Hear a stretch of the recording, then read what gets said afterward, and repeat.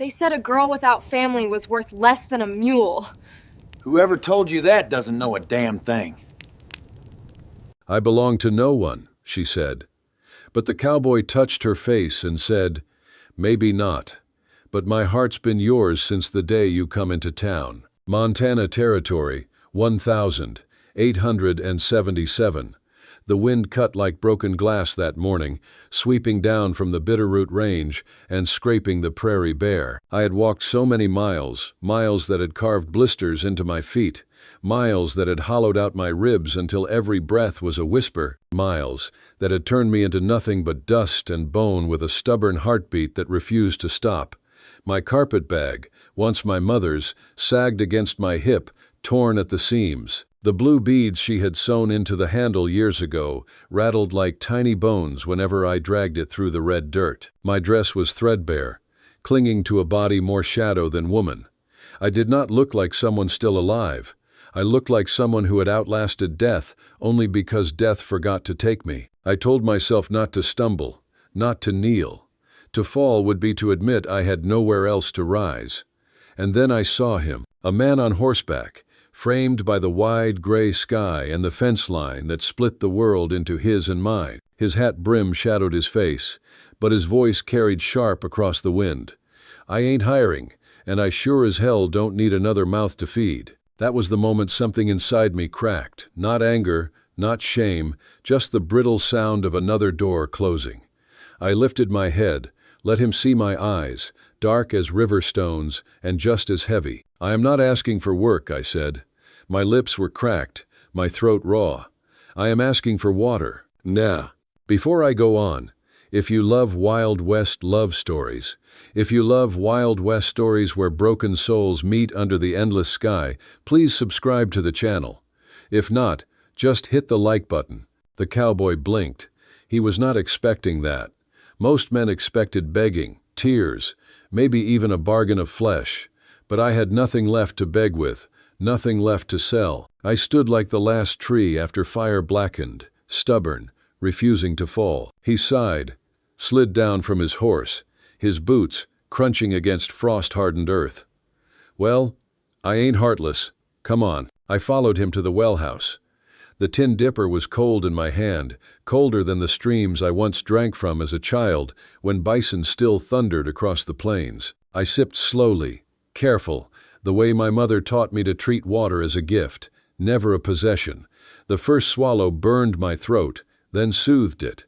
I closed my eyes. For a heartbeat, I almost believed I belonged again. What's your name? He asked, arms crossed, studying me as if he expected me to vanish into the air. Ahioka, I said, wiping my mouth with the back of my hand. Cheyenne. He raised one brow. That so? What brings you out to the edge of nowhere? I looked at him then, straight into his pale eyes. I walked. He laughed, short, disbelieving. You what? I walked. 3 weeks. I am not looking for charity. I only need a place to rest a night or two. Then I will be on my way. His hand rubbed against the stubble on his jaw. He studied me the way men studied horses they weren't sure, about half caution, half reluctant admiration. You're serious? Yes. He glanced toward a low barn, its roof patched with tin sheets that groaned under the wind. Well, you can sleep in the barn. Mind the horses and don't touch what ain't yours. I am not helpless, I said. No, he muttered, turning back to the corral. You're something else entirely. I did not leave the next morning. Or the one after. I told myself I would. I told myself I would take the strength from a night's rest and vanish like smoke before dawn. But dawn came, and I was still there. My hands remembered chores before my heart remembered leaving. I swept the barn, fed the chickens, mended a broken hinge with a piece of wire. My body, though thin, still knew how to move with purpose. On the 4th day, he found me chopping kindling, my arms trembling from the weight of the axe. You know this is not your land, he said. I know. You planning to stay?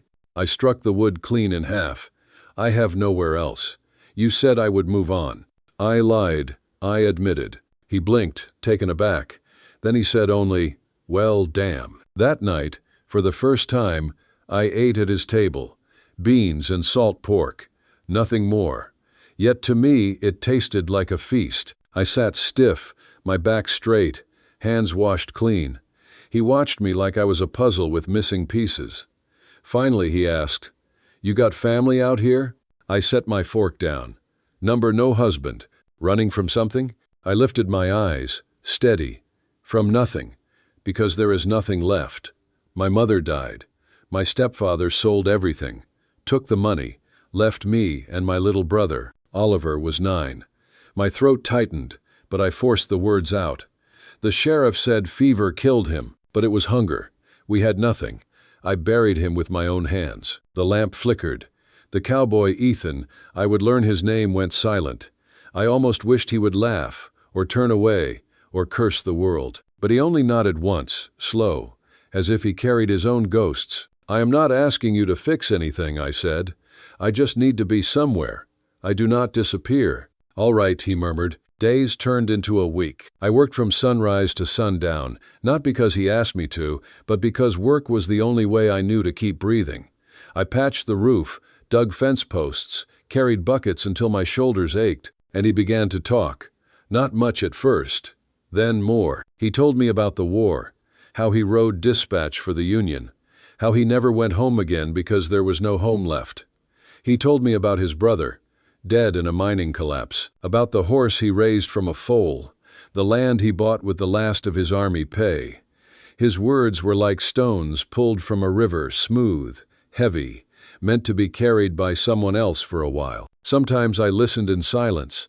Other times I told him about the creek behind our lodge, about how Oliver used to laugh when the minnows nibbled his toes, about how my mother sang while hanging hides to dry. My voice shook when I spoke, as if each word cracked something brittle inside me. But I spoke anyway. One evening, he found me scrubbing his cabin floor, my knees raw against the wood. "You don't have to do that," he said. "I know." He crouched beside me, close enough that I could smell the leather and smoke clinging to him. "You really not planning to leave?" I lifted my head. Sweat streaked my face, my hair falling loose across my cheeks. "Do you want me to?" His eyes narrowed, uncertain. "First day I saw you, I thought you were either crazy or desperate." "Left." "I was both," I whispered. "But I stayed. I see that now." His voice dropped, softer. "You're not a joke." I let the words settle inside me like fire warming stone. For the first time in years, I believed them. That night, a storm rolled in. Thunder cracked like cannon fire. I stood by the window, arms wrapped tight, my body trembling at every flash of lightning. "I don't like storms," I admitted. He reached for my hand, warm and steady. "Then come sit by the fire." "No." I looked at him, this man who had no reason to keep me here, no reason to see me as anything but burden. And yet his eyes told me I wasn't invisible. I followed. We sat close, knees touching. His hand folded around mine. My head rested against his shoulder, and I felt the rough beat of his heart beneath the fabric of his shirt. "You are not alone anymore," he said. "I know," I breathed, and when I lifted my lips to his, it was not desperation, it was certainty. A choice carved into me by miles of loss, yet softened now by the warmth of firelight and the steady hand of a man who didn't look away. The snow came early that year.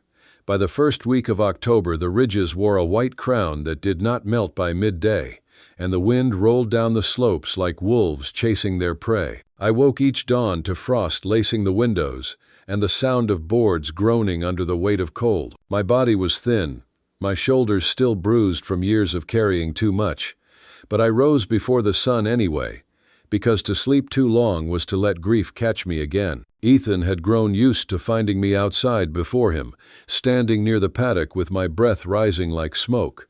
Sometimes I watched the horizon eastward, where Kansas lay like a scar I could not close. He leaned against the porch one morning, arms crossed, his voice rough from sleep. "You keep looking east, like you expect Kansas to spit out ghosts and send them riding for you." I didn't turn. My lips trembled against the wind. "No one's coming. It's just a habit." He walked down, boots crunching over frostbitten grass. "You waiting for something else then?" "I'm trying to figure if I belong." "You've been here near a month," he said. "That stop feeling like passing through to you?" I glanced at him then. the corner of my mouth lifting not in amusement but something quieter, doubt, maybe hope. Not sure what it feels like yet. He only nodded, swung the gate latch. Well, the cows don't care either way. They still need moving. We rode out together that day, the herd shifting like a river of hide and breath across the slope. The air burned my cheeks, but my hands on the reins were steady. Ethan kept glancing my way, as though surprised I could ride with such ease. He didn't know horses had been part of me since childhood, that my people lived on them, hunted bison with them, prayed with them. I didn't tell him. Some things a man must learn by watching. When the cattle reached the creek, I dismounted and broke the ice with a stone. My fingers numbed, but I liked the sting. It reminded me I was still alive. He leaned on his saddle horn, watching. You ever think about teaching? Children? I asked. Number horses? Ranch hands? Me? I shook my head. I don't know how to teach. I just do what must be done. That's a kind of teaching, he said, swinging down to join me. His voice was softer, almost careful, like he was trying not to scare away something skittish. That night, after the herd was safe and the barn shut, I sat by his fireplace, mending his shirt split from a snagged branch. My stitches were small, neat skills my mother had given me. Ethan watched, elbows on knees. You ever think about what might come next? I try not to. Why not? Because it's easier to keep moving when you expect nothing. He studied me in the lamplight, his jaw shadowed, his eyes pale as winter sky. What if something good's waiting? My hand stilled. The needle trembled between my fingers. Then I wouldn't know what to do with it. You don't have to know, he said. His voice had the weight of someone who had also walked through ruins. I began keeping tallies in the root cellar: potatoes, onions, flour. I didn't ask his permission. When he found me with my ledger scratchings, he crouched beside me. You planning to stay through winter? I kept my eyes on the shelves. I was hoping you'd ask me to. I'm asking, he said simply. My chest tightened, the way it had when Oliver used to place his small hand in mine and whisper he was hungry. Only this time the ache wasn't emptiness. It was the unfamiliar sting of being wanted. I nodded. Then I'll stay. We went into town together once. I wore a borrowed coat. The townsfolk stared. A Cheyenne woman beside a white rancher that was enough to stir whispers sharper than knives. I kept my chin lifted, though my stomach twisted. Ethan never flinched. He walked beside me, broad and steady, like a wall against their eyes. At the mercantile, I bought muslin and buttons with coins I earned mending a neighbor's fence. He frowned. You didn't need to buy for the house. I wasn't buying for the house, I said. I was buying for me. And what's mine stays where I'm welcome. He nodded slowly.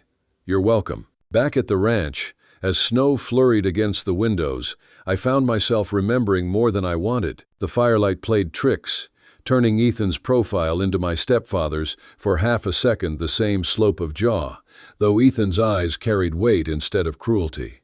I stiffened, breath caught. Ethan noticed. What is it? I whispered before I could stop myself. I don't deserve happiness. His chair scraped against the floor as he rose. He came to me, crouched low until we were eye to eye. His hand did not force my chin, only lifted it with gentle fingers. Don't say that. Then, tears I hadn't planned betrayed me, hot against my lashes. I was traded once like a sack of flour. Men laughed.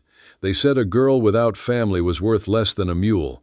They weren't wrong. I have nothing, Ethan, nothing but hands that work until they bleed. His jaw flexed, anger low in his throat. Whoever told you that doesn't know a damn thing. I carry it anyway, I whispered. Every day. Then let me carry some of it now. Ven. I stared at him, the fire painting his face in gold and shadow. Something in me broke then, not like glass shattering, but like ice cracking to let a river move again. I leaned into him, and for the first time in years, I let someone else's strength hold me. The nights grew colder, but the space between us warmed. Sometimes he spoke of his war scars, of men buried in shallow graves, of the silence he carried home. Sometimes I spoke of Oliver, how his small body weighed almost nothing when I buried him behind the schoolhouse. We never spoke to fill the air. We spoke because silence was heavier if we carried it alone. One evening, The storm outside howled fierce, rattling the shutters like drums of war. I trembled, hugging myself by the window. Ethan came close, his voice steady. "Come sit by the fire." I hesitated. The fire cracked, his hand reached. My body remembered fear, but my heart remembered trust. I followed. Our knees touched. My head rested against his shoulder. His arm curved around me not as a claim, but as shelter. My heart beat ragged against my ribs. He whispered, "You're not alone anymore." And for once, I believed it. By the second week of November, the air went thin and metallic, the kind that makes your teeth ache and your lungs sting as if you'd swallowed a fistful of nails. And every morning the Bitterroot Range stood closer, sharper, like the mountains themselves had taken a step toward us to listen. The old barometer Ethan kept nailed by the door had fallen through the night. I tapped the cloudy glass with my knuckle and watched the needle quiver lower, as if it, too, were afraid of what it saw coming. "Storm," Ethan said, shrugging on his coat. His breath showed in short ghosts when he spoke. "A big one." "I can smell it," I answered, because snow has a smell before it's seen, copper and river. Cold, the scent of something clean that means to cover everything you've left undone. We worked hard that morning, tying the shutters with rawhide thongs, dragging bundles of hay closer to the barn, checking the knots on the windmill's brake rope twice. Ethan counted cattle under his breath, his lips barely moving. 73, 74, and frowned when he came up short. "We're missing 11 head," he said. "2 calves among them. South draw," I told him without thinking, "where the ground dips and the willow hides from the wind." He cut a glance at me, the kind a man gives when he realizes you were not guessing. "Saddle up, May." We rode out at 9 by the cabin clock. The sky the color of unstruck steel, the sun just a pale coin with no heat. The wind started in little licks along the grass, then rose steady, gnawing at the ears of the horses until they tossed their heads and snorted steam. I kept my scarf high over my mouth and spoke softly to the gelding, Cheyenne words my mother used when a horse wanted to bolt. Ethan heard the sound of them, and the corner of his mouth eased. He never asked me to stop speaking the old words, not once. By the time we reached the south draw, snow had begun to fall in dry, stinging flakes, each one a tiny blade against my cheeks. The world narrowed to the line of the fence and the dark, moving shapes of cattle drifting panic toward the coulee. We found the first calf belly deep and bawling where the creek cut under the bank. Ethan swung out of the saddle and went to one knee, the ice popping like knuckles under his weight. "Careful," I said, too sharp, because in my mind I saw a second calf and a boy with hair like roasted corn who would never stand again. "I've got him." He dropped a loop perfectly, quick as a blink, and the rope went snug behind the calf's forelegs. "You take the slack. Slow." We moved together as if we'd been doing it for years, me leaning my weight in a steady pull, him soothing with low words, and in a minute the calf lurched up, found its feet, and ran bawling for its mother. Ethan grinned then, quick and boyish, snow collecting along the brim of his hat. "That's one." "That's one," I echoed, feeling a strange, warm flush that had nothing to do with the work. We pushed the small herd toward the lower pasture, where the cottonwoods made a ragged shelter against the wind. Snow fell harder. The horizon went away. Distance turned to nothing. Cattle were only sound, heavy breathing, hooves punching the crust, a mother's deep answer to her calf. When I turned my face north, I could not see the line shack that sits only a mile beyond. When I turned my face south, I could not see Ethan, though I could hear him whistling, 3 notes, then 4, a pattern he used to keep the gentlemen from crowding each other in the chute. At noon, if it was noon, we had 8 of the 11 in, and the calves safe behind a brush windbreak. 3 still out, Ethan said, squinting as if his eyes could make a hole in the whiteness. His beard was rimed white. Ice had gathered along the edge of his lashes. "We shouldn't split," I told him. "We won't." He touched my knee with 2 knuckles where my dress met the saddle. The touch was brief and efficient, and it still set a low electric hum running under my skin. "Stay on my right." We found the 9th caught up in a tangle of choketchery.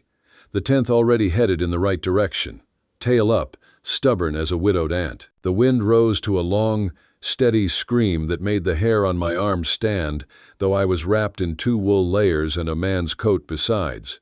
I tasted blood where the cold had cracked the corner of my mouth. When we finally turned home, the snow came down so thick, the world shrank to a white room with no doors, and the horses stumbled, blinded, trusting our hands as their eyes. I tried to count the minutes between Ethan's whistles and my answers, to keep the rhythm, to hold the shape of his nearness in the storm. 3 notes, then 4. My reply, 2 low whistles, then a call. He said once in the dark of a different night that he knew I'd never leave because even my silences sounded like a person who intended to stay. I did not tell him it frightened me, the size of what was changing inside me, the way my ribs felt softer than they used to, as if something tender had been planted there and would have to grow no matter how little light it got. The ground opened under us without warning. One step we were on packed prairie, and the next my gelding dropped chest deep, floundering. I clutched mane, went forward, and would have gone under if Ethan's rope had not hissed through the air and settled clean around my horn. "Hold," he shouted. I held. The wind tried to take the breath from my body, but I made myself breathe slow, stubborn, counting 1, 2, 3, until the gelding lurched and scrambled and found a grip. We climbed out of the drift, and the rope went slack. "Line shack's closer than the house," Ethan called. He had to lean close for me to hear. "Quarter mile west. We'll ride the fence to it." The shack's door was drifted half over, the latch frozen shut. He beat at it with his shoulder until the wood cried out and gave. The inside smelled of mouse and old wood smoke, but the walls were tight and the stove still stood. I shook snow from my hair and shawl. The snow turned to needles of water against my skin and ran down my spine cold enough to make me gasp. Ethan struck a match with red, stiff fingers. 2 tries, 3. On the 4th, the flame held and the kindling caught, a low orange comfort that felt indecent in a day so white and merciless. "Come here." He tugged the quilt from the bunk, rough wool patched twice, and wrapped it around my shoulders up to my chin. His hands were clumsy with cold and care at once. "You're shaking." "I always shake," I said, trying to make a joke of it. "It saves on chopping wood." He gave me a look I could not read, then smiled with half his mouth. "You did fine out there." "Oh?" I stared at the stove. I was afraid. So was I. Something in me eased, the honesty of it, the way he made no shape of it except the truth. I unwrapped the quilt and put half across his shoulders so it bridged us, so our heat was not kept separate. My fingers found his wrist breath warm at the pulse and rested there, not as a claim, not as a plea, only to say, "I know you are here." "I used to think," I swallowed. The heat made it somehow harder to speak. "I used to think I didn't deserve happiness." He didn't lift my chin this time. He just waited until I lifted it myself. "I know you said that," he murmured. "I also know whoever taught you that lied." "There was a winter," I said. The stove ticked. The wind shoved at the boards and they refused to give. "There was a winter when I was 13 and the snow fell for 9 days, and our fire died on the 5th because the wood had run out, and my mother told stories that last night so our teeth would forget to chatter." I woke to her hand on my hair, and the sound of the storm like a river. And for a moment, I believed the river would bring us something instead of taking it away. I swallowed. It did not. Ethan's breath went in slow, out slower. "I can't change that. I wish I could." "I know." The shape of the knowing sat between us like a third body. I reached for it with both hands, unsure, then sure. "What I can change is now." I held his gaze even when the old habit of lowering my eyes tugged at me like a rope. "I am tired of running. I am tired of being the last tree after fire. I want to stay where someone looks for me when the weather turns." "I will look," he said. It came fast, fierce, as if he'd been waiting to say it and feared I might not let him. He took my hand then, turned it palm up, and pressed his mouth to the center of it. The roughness of his beard, a shock and a blessing all at once. "I don't know much about what men like me are supposed to promise, but I can promise that." I laughed. A sound that startled us both, thin and cracked and somehow sweet. "Men like you," I repeated, teasing on the surface, grateful underneath. He shrugged. helpless. Men who have buried too many things and talk to horses because they answer in honest ways. I understand horses, I told him. And I am learning you. Am I hard to learn? Only in the places where you don't believe you deserve happiness either. We sat that way for a long time.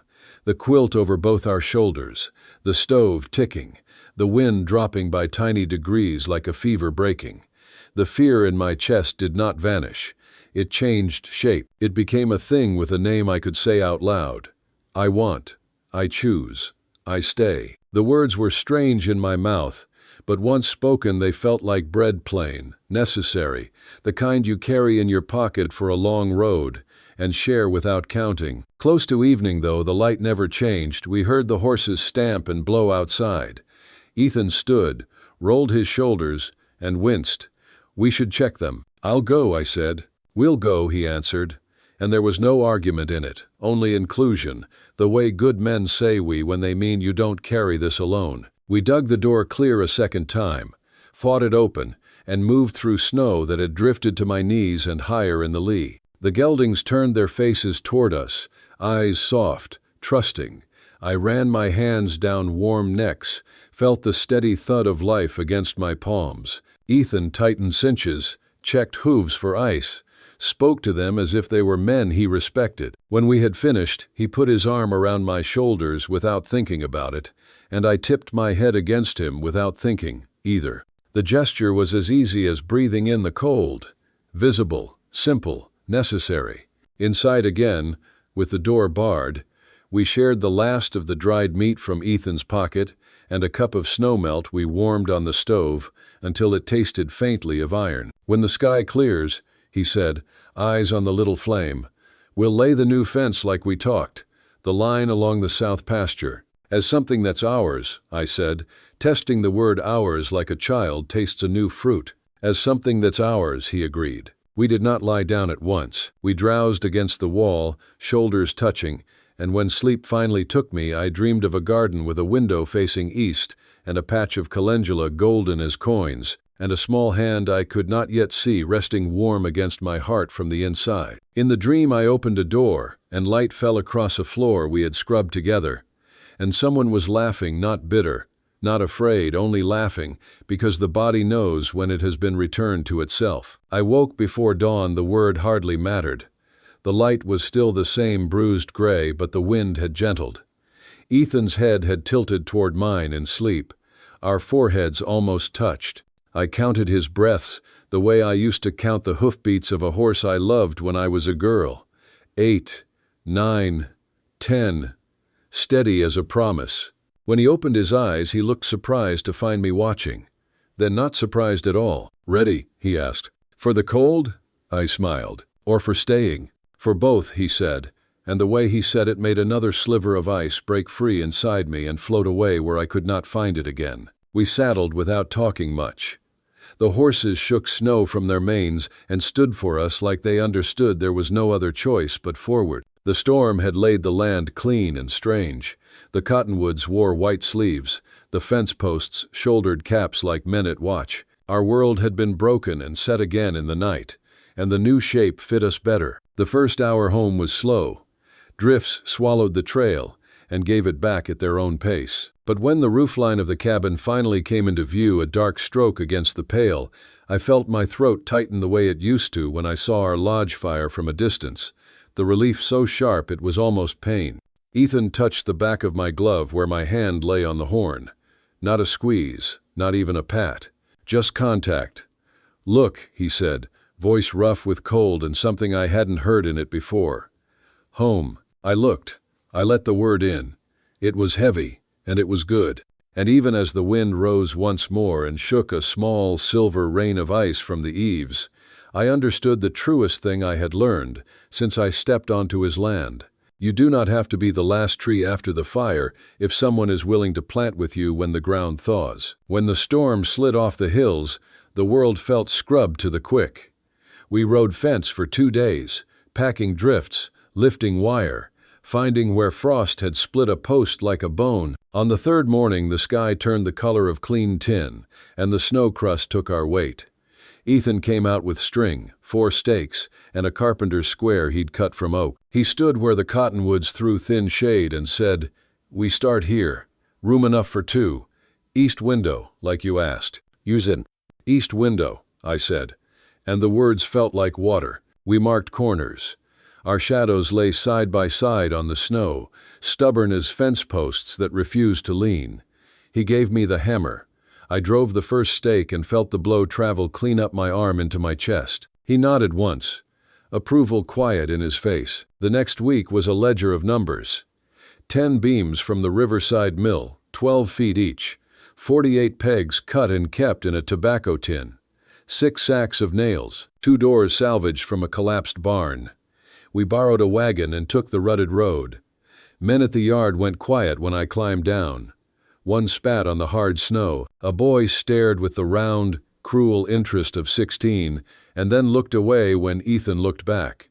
Inside, the clerk rang up the tally and never met my eyes. Outside, a woman in a red scarf tucked a jar into my hands. "Nails," she murmured. "We had extra." She didn't wait for thanks. I said it anyway in Cheyenne, and felt my own voice steady me. We hauled timber home in 2 trips. On the hill we walked beside the team and set our shoulders to the tongues. At the site, Ethan notched sill logs with the adze, and I swept curls of pale wood into a neat windrow with a broom I'd made from willow and twine. The sharp, sweet smell of fresh-cut timber pushed other smells out of my head: camp smoke, old fear, the salt of roads I had walked too long. "Mind your shoulder," he said when I reached for the far end of a beam. "Mind your pride," I said. We smiled at the same time. We carried it together and set it on 3, the weight speaking plain through both our bodies. A north wind came with a knife in it. We worked anyway, trading the brace and bit between us until the holes blinked through. He tapped pegs home with the heel of his hand. I scribed marks for the next brace, the pencil steady even when my gloves stiffened with cold. On the 4th day we raised the first wall. A neighbor, Mr. Kiley, rode past and watched without dismounting.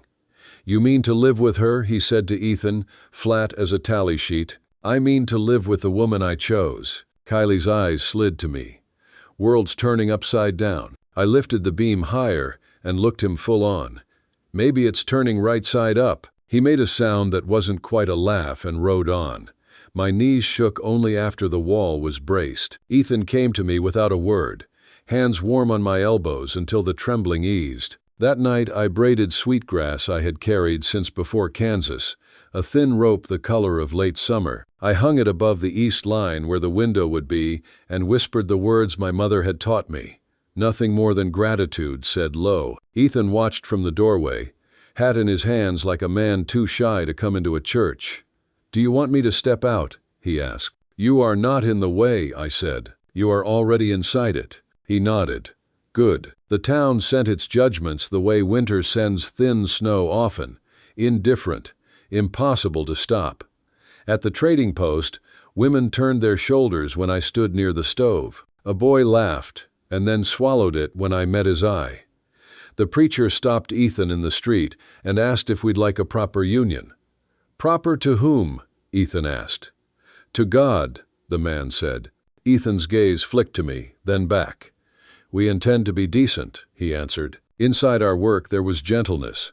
We measured twice, cut once, and laughed quiet when we had to learn again. He carved a small heart into one peg and handed it to me. For luck. I pressed it into the sill where no one else would see. On a Wednesday we lifted rafters. I climbed the ladder with a rafter balanced on my shoulder. Ethan steadied me with a hand low at my back. "You trust me?" he asked. "I am standing on your rungs," I said. Before sundown I stitched muslin into curtains by lamplight, the needle flashing like a small star.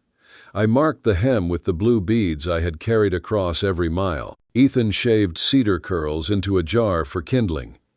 "What color?" he asked, nodding at the fabric. "White," I said, "so the morning has nothing in its way." We chose where the table would sit, where a cot might go until we had time to plane boards for a bed. He scratched a plan on scrap paper, 2 rectangles and a square.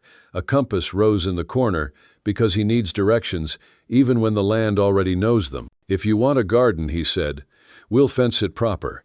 Deer come down hungry in March. I'll plant sage, I said. And beans, and calendula for burns. Sweetgrass for luck, he nodded. I don't know the names the way you say them, but I like how they sound. Then you'll learn, I said. We had small quarrels. I told him he left tools out to rust. He told me I drove nails with more force than sense. They're in, I said. They are, he agreed, grinning. We went to sleep back to back and woke the same way, which felt like its own vow. On the last day before the cold returned, we tacked tar paper to the roof and stretched canvas over the east window frame. I stood inside the square where light would live. Afternoon sun spilled through the canvas, laying a pale rectangle across the new floor, sawdust shining like seeds. I stepped into it until the light made a square over my heart. Ethan caught me watching. What are you thinking? I am thinking about the first morning we wake here. I will open that east window before we do anything else. The light will find us even when we are tired, even when we are old. It will still know the way. Ubby. He touched the frame above my head, low where only we would see. Then that's how it will be. We'll let it in first. That night we ate on new planks boiled potatoes, carrots, a heel of bread, coffee dark enough to make an old man honest. We didn't speak much. There are meals that fill the mouth, and meals that fill the future.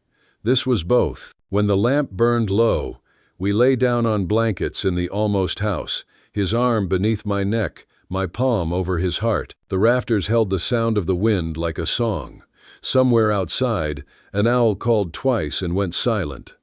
I closed my eyes and let the room hold us without asking for payment. Morning would come when it was ready, and when it did, we would be here to meet it, standing in the square of light we had made together. By March, the ground began to soften, dark seams showing through the snow, water running under the ice with a low groan like a throat clearing after a long silence. The air still cut sharp, but there were mornings when the wind carried a smell not of iron and smoke, but of earth waiting to be turned. I stood on the porch with my shawl drawn tight, hand resting low against my belly, and listened to the creek push the winter away. I had known for weeks. My body whispered it before my mind would believe. The missed bleedings, the hollow sickness that came with dawn, the sudden heat in my chest when I smelled coffee or pork. I had carried fear before, but this time was different. This time the fear did not stand alone. It stood beside a strange, trembling joy that made my hands shake when I spun thread, that made me touch the east window each morning, as if to promise the child light would always find us here. I told Ethan one evening while he mended tack by the stove. The lamplight threw long bars across his face, showing the scar on his jaw, the hollows beneath his eyes. My voice came out quiet but certain. I am carrying. The awl slipped in his fingers. He froze, then turned slow, as though afraid to move too quick might break the moment. You're sure? I am. His mouth opened, closed. He set the awl down like it was a weapon he did not trust himself to hold. Then he crossed the room in 3 steps and knelt before me. His hand hovered, not daring, until I took it and placed it against my belly. There was nothing to feel yet, only warmth, only promise, but he pressed his palm there as though he could already hear a heartbeat. Are you afraid? He asked, voice raw. I am not, I said. Not like before. This time I am not alone. He bowed his head until his forehead rested against the fabric of my dress. I felt his breath there, hot and shaking. You'll never be alone again. The weeks turned to ritual. Each morning he split wood while I drew water. Each evening I stitched baby shirts from muslin and scraps of blue cloth, beads sewn into the hems for strength. He shaved smoother now, wore a clean shirt to town without my asking, and when the men muttered in the mercantile, he did not bow his head. He stood taller, as if the child already widened his shoulders. I planted calendula in a row by the porch, sage in the corner of the garden plot, beans along the fence we had built together. When I knelt to press the seeds into the dirt, Ethan crouched beside me, his big hand covering mine. Tell me what they are again, he said, and I whispered each name in Cheyenne. He repeated them back, clumsy, determined. It made me laugh soft, surprised, the way water laughs when it finds a stone and rushes around it. At night I lay with my head on his chest and felt the rise and fall, steady as a drumbeat. He spoke of his brother lost in the mine, of the family he thought he would never have. I told him of my mother's songs, how she sang while hanging hides, how her voice kept the cold back a little longer. Sometimes we fell silent, but the silence no longer bit. It wrapped around us like an